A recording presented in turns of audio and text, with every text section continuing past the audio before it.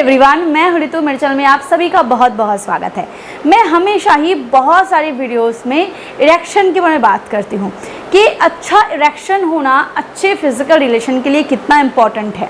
क्योंकि दोस्तों, आपके प्राइवेट पार्ट में, आपके लिंग में कोई हड्डी नहीं होती।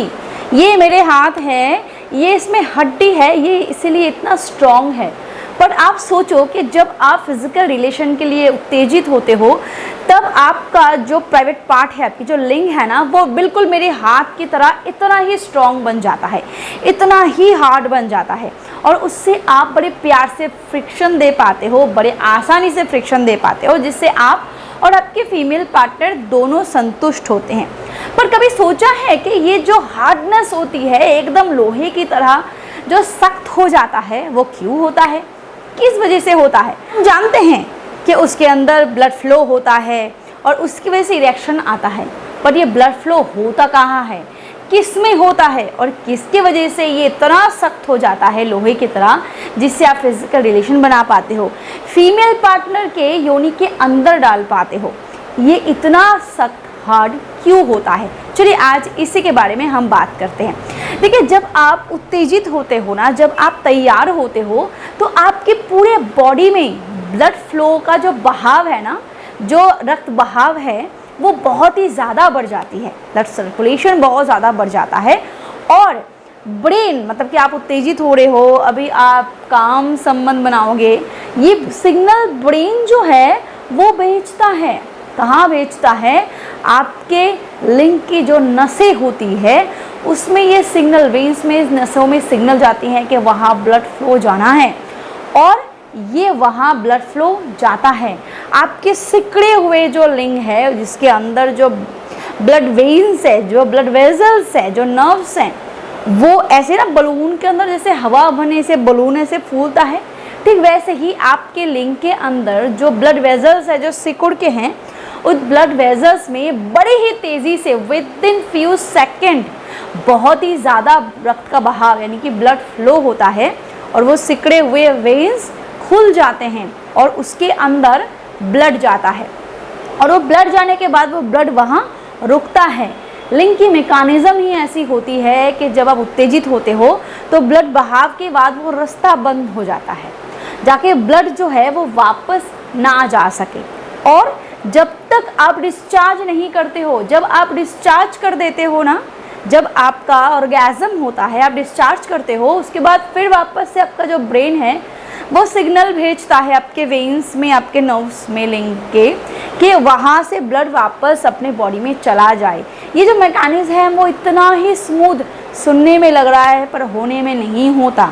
ये बहुत ही टफ मैकेनिज्म है, but with in few second हमारे बॉडी में काम करता है, जिनकी बॉडी में कोई दिक्कत नहीं। वापस से वो वेन्स जो है ब्लड जाने के बाद सिकुड़ जाता है और आपका जो लिंग है वापस से 6 इंच से 3 इंच में या 4 इंच में आ जाता है। जब वो ब्लड जाता है ना, तो वो प्रॉपर जो आपका ब्लड सप्लाई होना चाहिए था वो होता है और आपका इरेक्शन 100% होता है और जिसकी वजह से वो उतना हार्ड होता है कि आप फिजिकल रिलेशन बना सको। वीडियो को आगे बढ़ाने से पहले मैं आपको एक प्रोडक्ट के बारे में बताना चाहूंगी। अगर आपको लगता है कि आपका स्टेमिना बहुत ही कम है, अगर आपको लगता है कि आप उस तरीके से परफॉर्म नहीं कर पा रहे हो जितना आपका डिजायर है, अगर आपको लगता है कि आपका टाइम भी बहुत कम है और आप थक जाते हो बहुत ही जल्दी और उस तरीके से परफॉर्म नहीं कर पा रहे हो, आपका टेस्टोस्टेरोन लेवल भी कहीं ना कहीं आपको कम महसूस हो रही है और कहीं ना कहीं आपका सीमन जो है वो भी पतला है, तो इन सारी चीज़ों को ठीक करने के लिए आप चाहो तो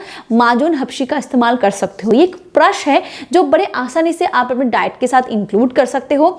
ये एक नेचुरल हर्बल प्रोडक्ट है जो तेज़ी से आपकी बॉडी में टेस्टोस्टेरोन को बढ़ाते हुए आपके स्ट्रेंथ, स्टेमिना, वाइटलिटी को बहुत ही तेज़ी से इंप्रूव करता है। इसमें वो सारे नेचुरल इंग्रेडिएंट्स हैं जो तेज़ी से बिना साइड इफेक्ट करे आपके अंदर एक जोश को भरता है और इसके रोजाना इस्तेमाल से आप बड़े आसानी से अपने परफॉर्मेंस को बेटर कर सकते हो। ये टेस्टोस्टेरोन को बढ़ाते हुए आपके इरेक्शन को भी इंप्रूव करता है, साथ ही साथ आपके स्पर्म काउंट को भी बढ़ाता है और आपके परफॉर्मेंस को, स्टेमिना को बहुत ही बेहतर बनाता है। तो अगर आप इसका इस्तेमाल करना चाहते हो तो डिस्क्रिप्शन बॉक्स में इसकी लिंक है, आप ट्राई कर सकते हो। अदरवाइज स्क्रीन पे जो नंबर है उस पर कॉल करके भी आप इसको डायरेक्टली ऑर्डर कर सकते हो। चलिए आगे बढ़ते हैं वीडियो की तरफ। इसीलिए दोस्तों डॉक्टर्स ये बताते हैं कि जब आपका 100% इरेक्शन आ रहा है तो कोई गलत पोज या कोई गलत तरीके से कभी भी या तो हैंड प्रैक्टिस या फिर नॉर्मली फिजिकल रिलेशन नहीं बनानी चाहिए।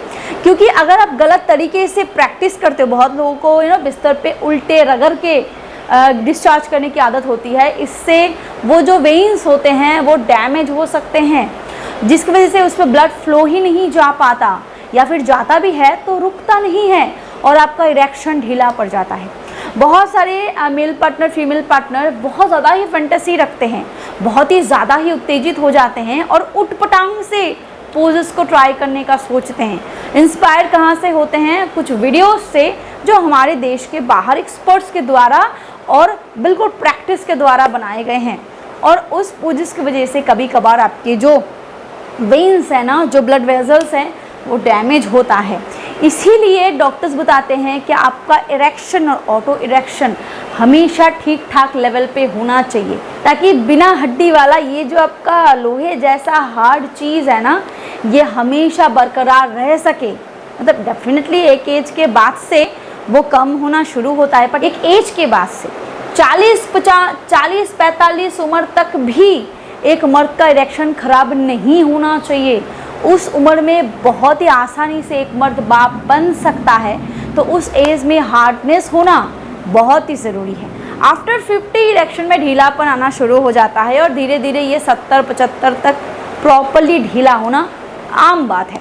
बट 25-30 की उम्र में ढीलापन इट्स नॉट नॉर्मल थिंग। और अगर आपको लग रहा है कि आपको ढीलेपन की शिकायत हो रही है, किसी भी रीज़न से आपका ढीला पड़ रहा है और आप सिर्फ और सिर्फ 35-40 के अंदर ही हो, तो इस केस में हो सकता है कि आपका ब्लड वेजल्स जो है, हो सकता है किसी ना किसी वजह से वो डैमेज होके रखा है या उसमें लीकेज हो रही है। आई होप मेरे प्यारे व्यूवर्स आपको पता चल गया होगा कि बिना हड्डी के आपका जो लिंग है वो लोहे की तरह सख्त क्यों बनता है, और लोहे की तरह अगर आपका सख्त नहीं बन रहा तो आपको किस चीज़ों पे फोकस करना चाहिए। खान पान पे ध्यान दो, अनार, तरबूज, पम्पकिन शेड, इसके साथ साथ चुकंदर, कॉफ़ी और बहुत सारी चीज़ें हैं जैसे कि लहसुन, प्याज, हरी मिर्ची, डेफिनेटली लाल मिर्ची नहीं, हरी मिर्ची, ये बहुत सारी चीज़ें हैं। पॉपी सीड जो होता है वो भी बहुत अच्छा होता है। तो ये जो चीज़ें हैं ना, ये भी आपके बॉडी में ब्लड सप्लाई बढ़ाने का काम करता है, तो आप इन चीज़ों का भी इस्तेमाल कर सकते हो। अदरवाइज़ बहुत सारे हर्ब्स भी ऐसे हैं जैसे कि जिनसेंग, हनी गोट वीड, अश्वगंधा, ये भी आपके बॉडी में ब्लड सप्लाई बढ़ाने का काम करता है। तो अगर आपको इरेक्शन इश्यूज़ नज़र पड़ रहा है, लोहे की तरह आपका हार्ड नहीं बन रहा है, तो आप खान पान पे फोकस करें, नींद भरपूर ले, थोड़ा बहुत एक्सरसाइज करें और जंक फूड को अवॉइड करें। अगर आपके बॉडी में कचरा ज़्यादा बढ़ेगा ना, तो ब्लड सप्लाई भी धीरे धीरे कम होने लगती है। वीडियो पसंद आया हो तो लाइक करें, शेयर करें and do subscribe. Thank you.